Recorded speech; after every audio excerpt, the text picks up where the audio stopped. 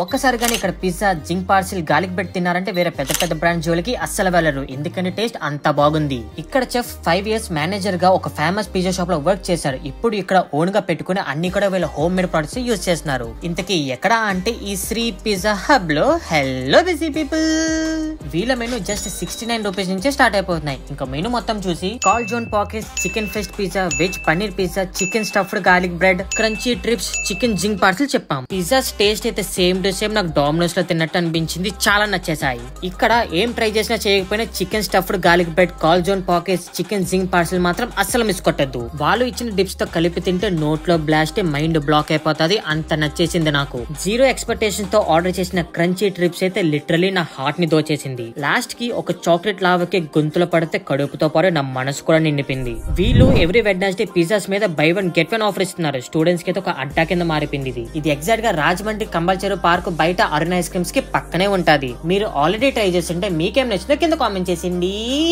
Tada.